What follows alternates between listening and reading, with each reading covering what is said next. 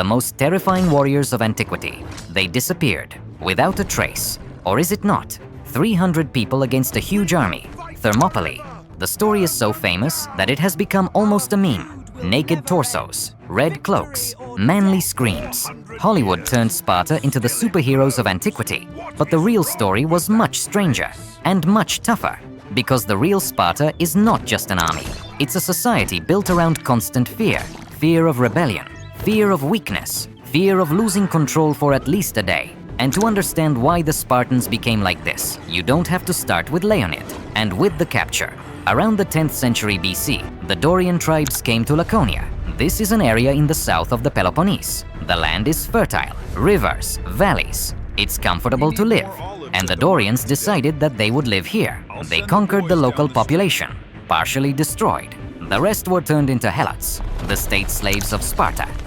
And this is where the most important part of the story begins. There were many more Helots than the Spartans themselves. According to some estimates, 7 or even 10 times. Imagine a country where a small group of armed men controls a huge population of slaves who hate them. It is literally a state under perpetual siege. That is why the entire Spartan culture has become a war machine. Not because they loved war, because otherwise they would have been destroyed. The Spartan couldn't be an ordinary person. He could not grow olives, trade in the market, or engage in handicrafts in peace. There were Helots for that. And the Spartans' task was only one thing: to suppress a possible riot. In fact, Sparta is a professional army that accidentally became a state. And here, Lycurgus appears. The legendary legislator, a semi-mythical figure that is still being debated. Some historians generally believe that Lycurgus alone never existed. Perhaps this is a collective image of reformers. But it is he who is credited with creating the very system that made Sparta famous. Agoge. In short, a factory for the production of perfect soldiers. Modern people often imagine agoge as a harsh school for boys. But in fact, it was a system of total control over a person from childhood to adulthood. According to legend, the child was examined by elders after birth. If the baby seemed weak or sick, he could be killed. Most often, the story is told about the Apophytes rock, where weak children were allegedly dumped. It sounds creepy, and that's why this story is so often repeated. But there is a problem. Archaeologists have been exploring this place, and almost no children's remains were found there. Mostly the bones of adult men, most likely criminals or executed. That is, the mass murder of infants could have been late propaganda about super rigid Sparta. It doesn't make it any easier though, because even without fairy tales, the system was monstrously harsh.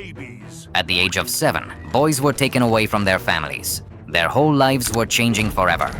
Then there are the barracks, constant training, fights, humiliation, hunger.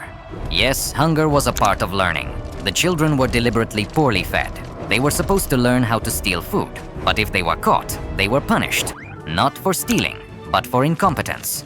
This is an important point. Sparta didn't just bring up strong people. She raised cunning, patient, and mentally resilient fighters. Boys were taught to endure pain in silence, sleep on a hard reed, walking barefoot in winter, to speak briefly, don't complain, don't show weakness. In fact, the entire personality of a person was destroyed in order to create an ideal soldier. But the strangest thing is that the Spartans themselves considered it freedom. For them, discipline was the highest form of order, and softness is the beginning of decay. At the same time, Sparta was a very unusual state, even by the standards of ancient Greece. For example, Spartan women had much more rights than almost anywhere else in the ancient world. While Athenian women spent most of their lives at home, Spartan women played sports, owned land, and managed the household. Men lived in barracks almost all the time. There is a famous story. The Athenian asked the Spartan, "Why do only your women control men?" She replied, "Because only we give birth to men." A very Spartan answer.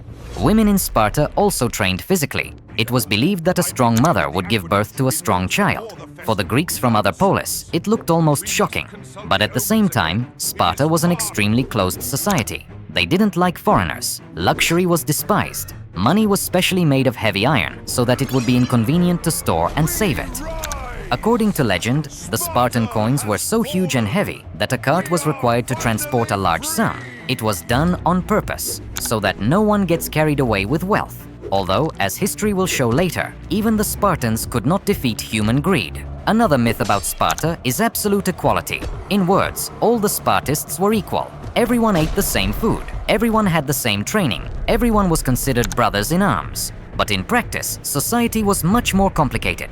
There were full-fledged Spartan citizens. There were perieks, free people without political rights. There were helots, actually slaves. And the whole structure was based solely on violence. The darkest element of the system was cryptics. This is not a legend. Ancient authors write about cryptia. Every year, young Spartans were officially allowed to kill helots, especially strong or dangerous ones.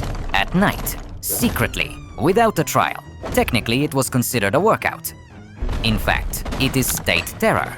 Sparta was so afraid of the helots that she even turned her own youth into a tool of intimidation. And here's the paradox. The Greeks admired Sparta, but at the same time, many people hated and feared her. Because behind the facade of discipline, there was a society that was constantly living on the brink of an internal catastrophe. And yet, it was this system that created the most famous military machine of antiquity. 5th century BC, the Persian Empire is marching on Greece, and soon little Sparta will become a legend forever. The year is 480 BC. King Xerxes leads a huge Persian army into Greece. The exact figures are still controversial, but for the Greeks, it looked like the end of the world. That's when Leonid appears, one of the two Spartan kings. Yes, Sparta was ruled by two kings at the same time, so that one doesn't become too strong. Even here, the Spartans feared the concentration of power.